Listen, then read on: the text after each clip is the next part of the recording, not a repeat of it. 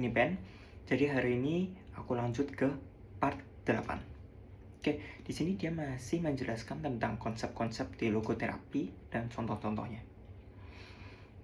Ada satu contoh atau satu konsep yang menarik buat aku. Ada dua sih, lebih tepatnya. Aku sebutin satunya dulu.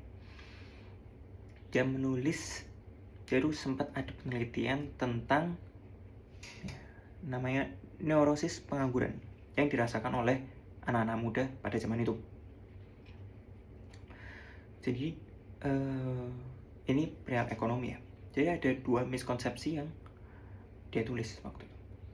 Pertama, tidak punya pekerjaan sama dengan tidak berguna. Dan yang kedua, tidak berguna sama dengan tidak memiliki makna hidup. Itu dua miskonsepsi yang ada pada benak anak-anak muda pada saat itu. Walaupun menurutku ya, sendiri juga sama juga. Karena sekali lagi, secara sosial kita emang di drive ya dari uang sih, nggak bisa dipungkiri. Oke, lalu dia ada usaha untuk gimana caranya menyelesaikannya. Lalu dia menuliskan beberapa orang atau sebagian yang dia berhasil bujuk untuk melakukan kegiatan sosial, itu depresinya tentang ini tuh menghilang atau mungkin berkurang. Artinya apa? Artinya walaupun mereka mungkin masih nggak jadi orang yang kaya, mungkin kadang masih ada susah secara ekonomi, mungkin kadang masih kelaparan, tapi mereka menemukan makna di balik hidup mereka. Jadi di sini kenapa ini nangkep ke aku lagi?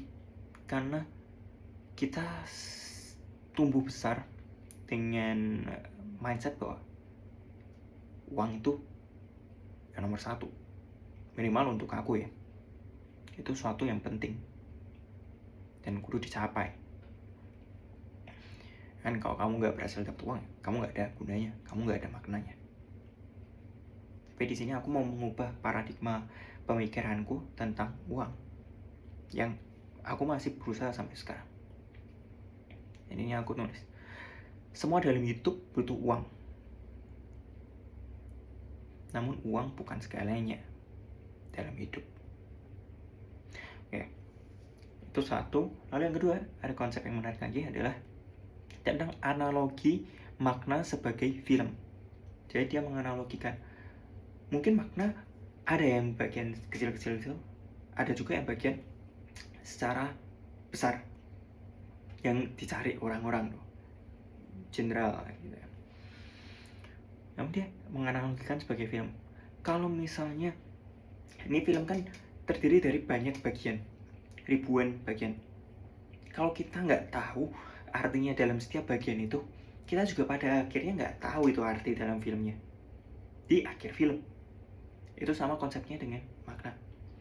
Kalau dalam setiap kehidupan kita nggak bisa menemukan maknanya, kita nggak mungkin menemukan makna hidup kita di akhir hidup kita. Kalaupun ada makna yang besar, itu akan ada di akhir hidup kita. Kita bakal tahu di akhir hidup kita. Jadi di sini aku kerimain lagi bahwa kehidupan kecil yang aku jalani sekarang, this fleeting time, itu tuh bermakna. Dan aku yakin itu bermakna. Maknanya apa? That's for me to find out kan. Itu tugasku untuk mencari tahu atau mempertanyakan pertanyaan yang tepat. Itu sih yang aku pelajari hari ini.